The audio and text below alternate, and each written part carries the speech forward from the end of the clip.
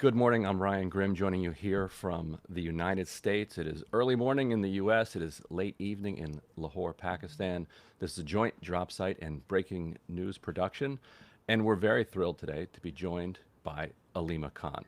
As many of you watching know, Aleema Khan is the sister of former Pakistan Prime Minister Imran Khan, and was at the recent protests that turned into a massacre. Thrilled to have her join us today to give her some of her perspective on what happened that night, and also where things are going next. Aleema, first of all, thank you so much for joining me. I very much appreciate it. Thank you, Ryan, for having me on your podcast. And before we get into the events of that evening and night, I think a lot of people are curious about how it is that you are able to communicate, and on what basis you're able to communicate with your brother, and how people can know when messages are coming from Imran Khan, whether those are actually coming from him. First of all, when was the last time that you were able to see him? Um, when did we see him? Yesterday. We Okay. were there in jail court yesterday. You see, I think since his cases started, what happened was, he had 200 cases on him Hmm. since 2.5 years. So they started the trial in the jail. In the jail. Hmm. So they have a community center in the jail, so they set it up like a courtroom. So the various judges, and there were several judges who would come one after the other to convict him by January this year. So we were able to, I think, in a way, if I say it on television, they might stop it in Pakistan. But in a way, it was a great blessing because he's in isolation, like not like other prisoners in Adiala jail, because they all their cells open up for 12 hours in a day, and they're all in courtyards and they're outside, Hmm. and they have communication with other people. But Imran Khan is in absolute isolation. So the courtroom actually offered him an opportunity to have human contact. Right. That really helped because even the policemen who guard him, they're not allowed to speak to him. There are several cameras, like they've installed several security cameras around him. So if any policeman talks to him, or if any security people talk to him, and they feel that they've gotten accustomed, gotten accustomed to people, if he's nice to somebody in the security, they change the whole security detail. So the courtroom did offer an opportunity for the lawyers generally to meet him, and there are several lawyers who would come into courtroom, and of course the family. So when I say what is accurate when it comes out, we only bring out the messages that he gives to us. If he tells, and it's like three or four of us or five of us standing there, we try to remember, Hmm. all of us try to remember what he's saying. And then when we come out, so if I've forgotten something, they all sort of, we you remember parts of it and try to Hmm. be as accurate as possible. So if he gives me a message or my family a message, then that's what we bring out. And that's all I do. I just bring his messages out. Right. And I mean, I relate. My family's all there, and we come out together. How was he yesterday? What was his condition like? It was a very short court. There was only about half an hour, 20 minutes. He spoke to the media, Hmm. and he gave us. He's fine. Like day Hmm. before yesterday, he was no 2 days ago. He was in a court which was like a 9th May trial for that terrorism court trial. Right. So there were about 80 people who were in the courtroom, who were like other sort of people who were also on trial, and there were 30, 40 lawyers. So we were there were like three cases that day. So we were in a smaller courtroom, and I thought that was so not nice because he was like a little cage at the back, and they brought him into the cage. Like, we really feel bad when they do something like that. So we said we are very unhappy that you brought him into a cage. There's no media there. And he went, and I said, there's an ATC trial. You should go there. There's a lot of people there. So he actually insisted and went to the bigger trial in the jail. And he was able to meet so many people. They said it became like a mini rally. And the Hmm. judge kept saying that you've got to all this noise is not acceptable. Right. And I'm going to close the case. But they all had, so they're all very excited that they were able to meet him. So that's what I'm telling you about why he's had access. So a lot Right. of lawyers have been going. Generally, he gives guidelines to his party people, to the lawyers, and he sometimes scripts it. He tells them what to write. Right. So I Yeah. assume that when he goes back to the party, they go back to the party that giving him, like, It, relaying the correct information. it's an interesting contradiction that the government finds itself in, that they have, in order to keep him in jail, they have to continuously throw cases on him that are then dismissed, and then they have to throw new cases.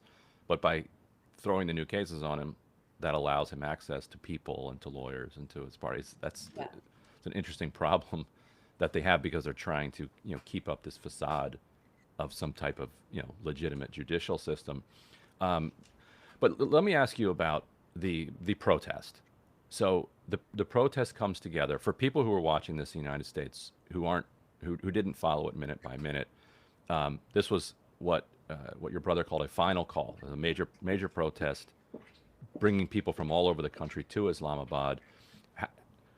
What brought you to Dichok, to the square where the massacre finally unfolded, and what happened there? Actually, he gave the call he says, this is only my second call. The first call he gave to the people of Pakistan was for the elections. He said, I remember we brought that message out and said, I'm giving this call to the people of Pakistan that you must come out and exercise your vote. You have to vote against a system of tyranny, and you have to stand up for your own rights. That was the first call.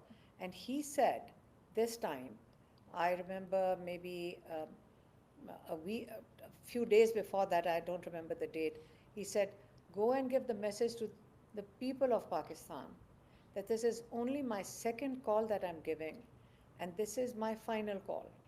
So you must come out and stand up for the three conditions that, like the three um, points that he tabled.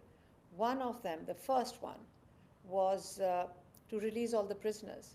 He said as a goodwill, because he'd actually given 3-point agenda to the government for whatever, for talks. First was release of all the illegally incarcerated prisoners, the political prisoners, from 9th May. And during the various rallies and various points, they've got hundreds of people in jail and thousands of people who've got cases on them. Second point for him was the discussion on stolen mandate. It cannot be put under the carpet. He wants a discussion. He wants to. It's a lot of seats got stolen. And the third point, of course, that he says the Supreme Court is now becoming like their slave too. I mean, you cannot bring the Supreme Court under the control of a dictatorship. So, but for this rally, he only raised one point. He says, as a goodwill gesture, because they keep sending him messages. They do send him messages through his political people. And they say, we are going to release you. You have to agree to something. He says, let me see if you have goodwill. Because he was given bail by the High Court. He was given bail, and by night time they had put another case on him. Right. They will not let him out. He says, I do not trust them. They keep the moment there's a rally call or whatever, they keep sending more messages that, just delay it another 10 days, 20 days. He said, no, this is my final call, and you will come to Islamabad. And I think his idea, what he told his Salman Akram Raja, who visited him on the 21st, we were there, but I don't know what he told him, and I asked him later on. He said, Imran Khan had said, you come to Islamabad and you stop along the way, basically. He did that in 2014. And let there be, it's like a leverage. We will have a discussion, otherwise we will go to Dichok. Dichok is obviously closer to the Prime Minister's or the President's house. So when they were like halfway into Islamabad, on the periphery of Islamabad, again they sent a message in, stop wherever you are, we'll release him in 20 days. So there was obviously, what they do is, well, I don't understand. why don't you give these messages earlier? Right. Why do you do it in the middle of a rally and create a confusion, send somebody to the prison? So what happens is when you send somebody to the prison, it's obviously they're quite smart. When you send somebody to the prison, when they come out, people don't trust this. You know how people are right now. Everybody's a watchdog.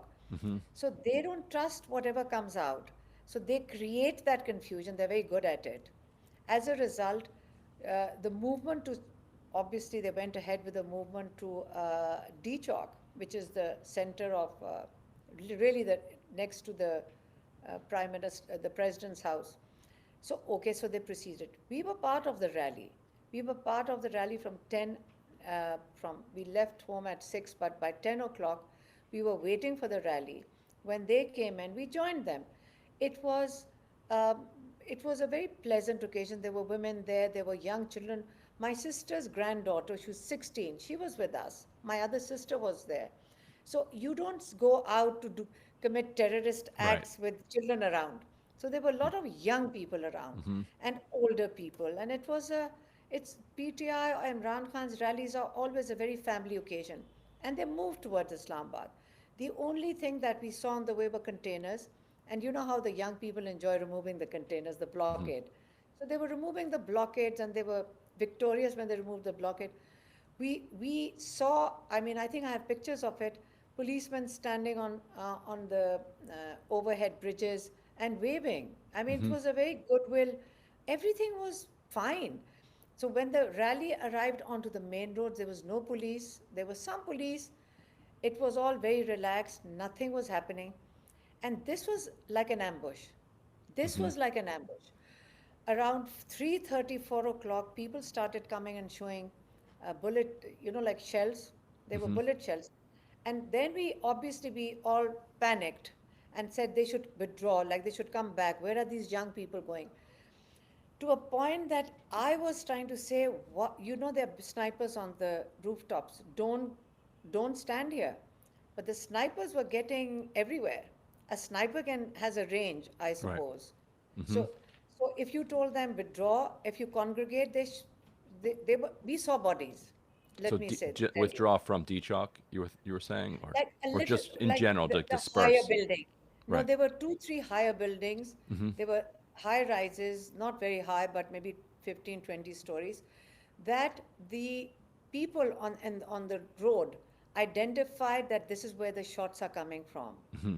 So the idea was like you come back because this is where the snipers are. And they kept dropping bodies during the daytime. And this is Hmm. not when the massive operation started. Right. So we saw the bodies, and people were not willing to leave either. That was another problem. They were like so determined. I'm telling you, I said, I'm telling you, like you have to move back. They said, no, Right. we will not Hmm. leave without Imran Khan. So it became a very challenging situation. And at night, then suddenly about 8:30, it became absolutely pitch dark. I've never seen so much darkness. And then they moved in. I what we have heard from some sources on the ground there is that that the power was cut off in certain areas to make it so that it was pitch dark. Did you get the sense of that? What was your sense on the Yes. ground? Yes. Not a single light. Hmm. So as a result, there were cars over there, and these young people and older people were saying, "Turn off your car lights. You'll become like a target." Hmm. So people had to turn off their vehicle lights because they realized that it is so dark. I mean, I'm telling you, we were standing. If you use the word pitch dark, I mean, if you saw a tiny phone light, you could see it. So Hmm. people had to quickly turned off their phones. They turned off their car lights because then they became targets. They were Hmm. like snipers, so they had to turn that off. But it was really bad because when the operation started, it became really bad. Now, what noises did you hear? Because there's been some discussion about the potential of armed drones being involved. Were there any? Did you hear any drones operating anywhere? What was the sound like? Helicopters, we saw Oh, helicopters. okay. Well, We saw helicopters are quite helicopters loud, going. so they would drown out the Yeah, sound of but the. like Yeah. like in the daytime, we saw a helicopter moving Hmm. up, and sometimes you obviously assume it's surveillance. But there was so much tear gas actually. When the tear gas happens, it's like a huge big cloud. Right. Rubber bullets, yes, you understand rubber bullets. Hmm. So the youngsters are used to it. They sort of come with gas masks. You know how it is when the Hmm. younger people get into a battle, they sort of pick up stones and they throw it back, or they pick up the cans and they have towels and they throw it back. So they've seen so much tear gas that they all come with a towel or salt or whatever. But we saw there were bodies. They were killing them from rooftops. Now, why would you kill protesters who aren't doing anything? They're sitting on a road. You intentionally shell them because they're not going anywhere. Why are you shelling them? Like, it's not that they're moving or you're blocking them from arriving somewhere. They were sitting on the road. When you throw tear gas and rubber bullets, you agitate the younger people, right? Hmm. Older people like us would go and sort of take shelter amongst trees. But the younger people will pick up the tear gas and throw it back. So you're intentionally agitating people. Why are you tear gassing them? You allowed them to come in. You greeted them. The military personnel sitting on containers greeted them. And then why did you start? So they were just right there. I mean, they were not going anywhere else. How long did you stay at Dichok after the shooting started? the the the massive one. Hmm. I think we were there till about 9:30, 10, and that's when it Did, got did the worse lights come back on at afterwards. any point? No, Okay. no, but it got worse afterwards, and then there are eyewitnesses accounts that, and they were taking I mean, my driver came back and said, "There's a body lying over there. Hmm. In the pitch dark, you couldn't see the bodies. Right. There were people lying on the road, and then they would pick them up and they would rush them to PIMS hospital, which was close by, one Hmm. of the government hospitals. And so the point is, first you shoot into the crowd, then you do a cover up. And what happened was when people went to the hospital, they would arrest people. From that point onwards, people have been asking and challenging the number, Hmm. we have no idea. Right. It could be hundreds because the real operation, 10, 15 were maybe had already died in the daytime. Right. So the massive operation was that the people were followed into streets. You would think it was like a terrorist. These were not terrorists. And I think for several days we were all so shocked. It's the capital of the city. It's not the borders. For this is I think for a few days it was a very big shock. And I think it's a very big mistake to do that to do that in the capital. Hmm. Uh, it's just been we are still very disturbed about it. How has your brother responded to this? Was he shocked, or did he expect this level of retaliation? Actually, they took away his one channel, which is Pakistan television, and they shut down the newspaper. So he really had absolutely zero Hmm. information. And to a point that we slowed down. We are very careful when we tell him, like, we are a little more trained that if he hasn't had contact for a few days, but this was 9 days, and there was short time. So when we started telling him, he was so shocked. He had no idea. He came back looking so happy, and we felt really bad. He Hmm. said, like I was told yesterday, maybe that. I said, no. And when we started telling him that we'd seen bodies and there were fires from the buildings, and we started giving him the details, he was so shocked that we actually slowed down. And like my sister said, like, "Well, we should wait for tomorrow. We shouldn't do more than that." It was that bad. He was Hmm. so stunned. He is one human being who, if you give him any news of somebody who sort of passed away or a worker, he remembers people from 1.5 years. Hmm. And this was a big shock. So he was very disturbed. Disturbed, I think it was very shocked that they fired sniper rifles and then they did an operation, and we have no idea where they've taken the bodies away. But this will never remain hidden. There's been some criticism internally within the party at some of the party leaders who left Dichok, and some of that criticism has been leveled at his wife, Bushra Bibi, as well. There've been claims made that perhaps the massacre wouldn't have happened if some of the party leaders had remained with the people in the square. Do you believe that criticism is valid? And what did you see when it comes to how that all unfolded? You know, there were a lot of MNA, you know, the members of parliament. I met a lot of them on the road. Hmm. Like maybe they're not known faces. But, you know, because we were standing over there, people did come up to us and meet us. So they came from Punjab. I met several from Khyber Pakhtunkhwa. Right. And there were people from Balochistan. They were from everywhere. And we met several of them. So you can't say that because they were not, because the container was shut down. That was, I think the bigger problem was that the control center had no sound from 3 o'clock onwards, because I think What do you mean? This is the container where the party was trying to organize the operations? This is the container. You see, the container is where the leadership stands, Hmm. right? And everybody follows the container. The Right. container, when I say container, I'm sorry, it's the truck that has Hmm. the sound system and the lights. Right. So that is the center Not a point. It's the shipping nerve container center. used to block the. I got it. Well, Right. it is a container, but it is on a truck which sort of has it's like an accommodation also. People sit inside Right. and then they go up to the top. And there's a sound system, and you control crowds, give directions. It's your control center. Right. So I think about 2:30, 3 o'clock onwards, when they got off the container, whoever, like everybody was on the container, and the container started moving ahead, and there was no sound. So there was no way. That's where the directions come from. So Hmm.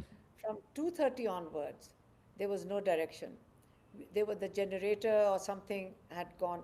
So everybody would come to me. I'd send them to the container, turn on the generator, call these people back. We really wanted to call them back. That contributed to it. Not about leadership, more about sound and light. When it was pitch dark and you couldn't see anything, it was so dark and there was no sound. So that could have contributed to it, but it doesn't take away from the fact that once the massive shootout started, it was a shootout. Hmm. There were bullets coming from every road, side roads, everywhere. It was like in the blind. So what could anybody have done? Nobody would have done anything. Anybody that came in its way would have. People did move back later on. I mean, the people had moved back, but there were so many people. It's not that easy getting for them to move back that quickly. So the operation started, I think, around 11 o'clock. It really got bad 10:30, 11. So Yeah. I And don't know. It's just that they shouldn't have been shot at. Nobody. Why would you shoot them? It's like we are not in an enemy country. now, you yourself were held in jail until fairly recently, and then you were released shortly after members of Congress, raised concerns about your case and others, members of the United States Congress. Um, are you getting any indications that you may be picked up again? Have others who were at this protest been picked up? Yes, of course, they're picking Hmm. them up every Hmm. every day. Every day. It's become such a norm that people get picked up from, they disappear for a few days. At the moment, the problem of identifying how many people were killed in that Islamabad massacre is because there are thousands of people in jail. So what happens is because we get a lot of messages and a lot of our young people who are amazing lawyers, amazing teams. They turn up, they're standing at every police station trying to locate people. Hundreds of them working for this. So when the relatives turn up outside a police station looking for their relatives, they pick up the relatives. So they go from police station to police station looking for their relatives. So it's still a battle, the way they are juggling people around. So until every prisoner is not identified, their relatives are still looking for them. Right, right. What about you personally? Have you gotten any indications from the government that they're coming after you again? Listen, every few days we hear that they're going to finish off Imran Khan in jail. That happens on a regular basis. We've gone past that stage. Imran Khan, if you talk to him and say, when we first got this, that he's going to be eliminated in a couple of months. This is, you know, how they work on the mind or whatever their games are. So we went and told him, I said, he says, listen, how many times do I tell you that life is not ours to decide? It's in the hand of Allah. When the time comes, I'll go. So why do you talk about it every time? You don't have to. So we, at the end of the day, we also told that maybe we'll get picked up. When we came out, we were taken out of jail. We were in isolation in jail. We were not given, again, facility of all the other prisoners have is maybe a television, a communal chat television or a newspaper. So they still say, when we came out, they said, keep quiet for the next 10 days. I said, but where am I talking? I'm not talking anywhere. Basically, what they meant was, don't bring out Imran Khan's message. What they're saying is, do not bring out his message or tone it down. These have been messages. We received, and we have followed. We have followed all the time. We've got agencies. So that's why I say that if I say anything that, you know, I've got cases of cybercrime on me also. Anti-state, cybercrime, I don't know, I mean, incitement, terrorism. It's becoming ridiculous now. So after 9th May, I must point out what I saw, the difference after 24th, 26th, and 9th May. After 9th May, people were shell-shocked, in total fear for months.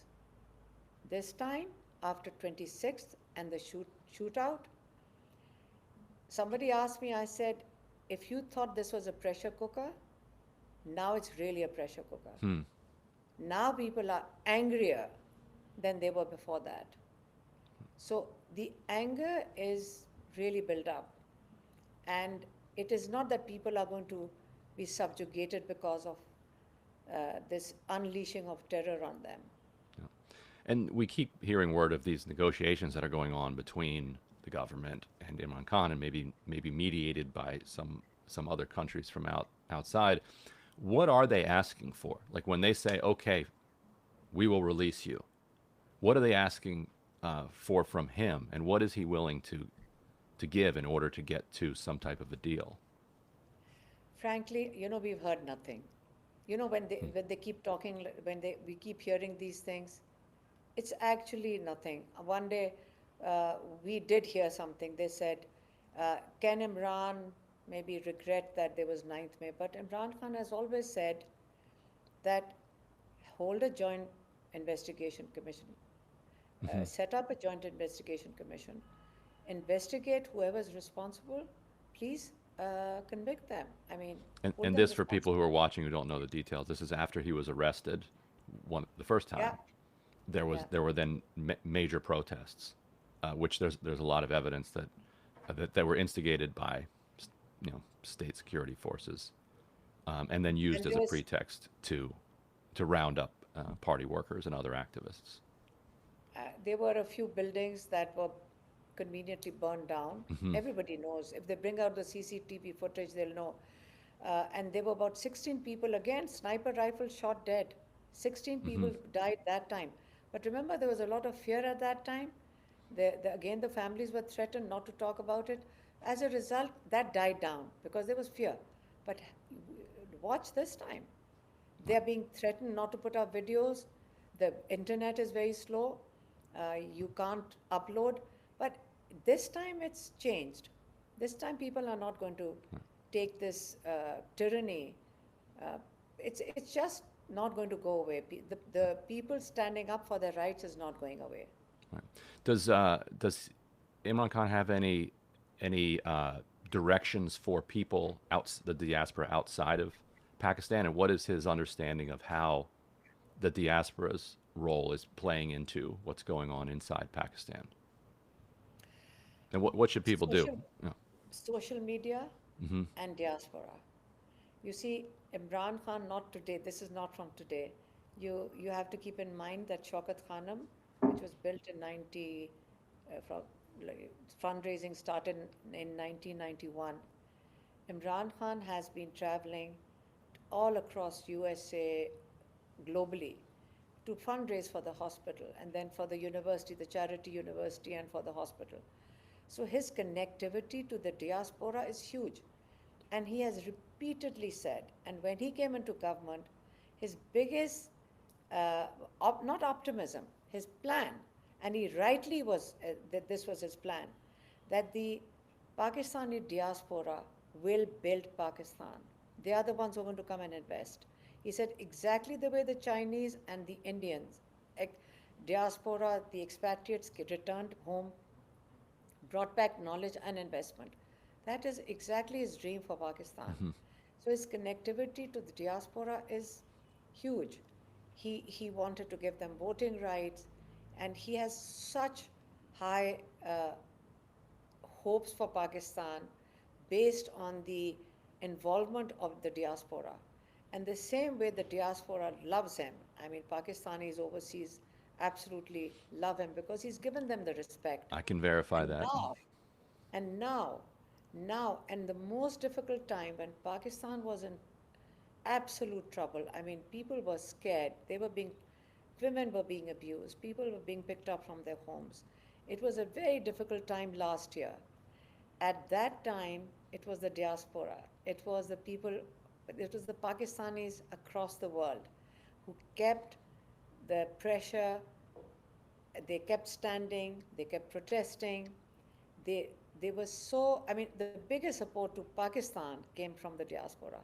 So of course there's a very important link, and again it'll be the diaspora Imran Khan is going to turn to. And he's actually made the call yesterday. He made the call yesterday. And the call is, and I think the international uh, sort of, a lot of people are now getting together to formulate it. But he said, now I don't want people dying on the streets. You're firing sniper rifle. Come on, that's like, you don't do that. You don't want next time that people should come and pick up guns. He would be worried about that because that will happen. The Right. day you start shooting them on the street, they'll bring you. They'll come armed next time. You don't Right. want that to happen. He doesn't want a confrontation. So what he has said is that now I will make a call to my overseas diaspora, and they have to.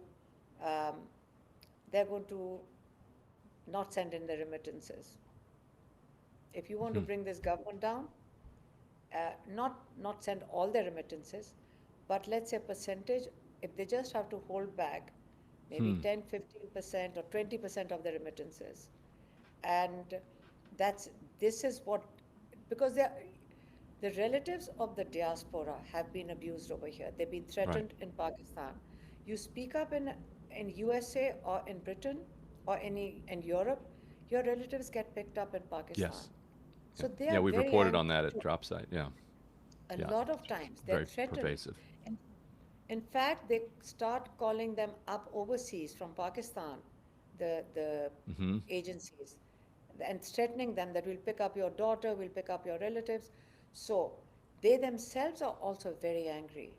But now he says that you're going to come together actually to make a contribution. It's your own money. Right. Just don't send back a percentage of it for the next 3, 4 months. Like, because they sent funds to Pakistan to their Right. relatives, It's to the the thing that families keeps every month. Pakistan going. Yeah. Yeah. 15, 20%, don't send it for 3, 4 months. It's called, he's saying it's civil disobedience. Right. There Wow. was a lot of debate on it, but why not? First, you respect the people that are supporting this country. They send 12 billion or 20 billion every year.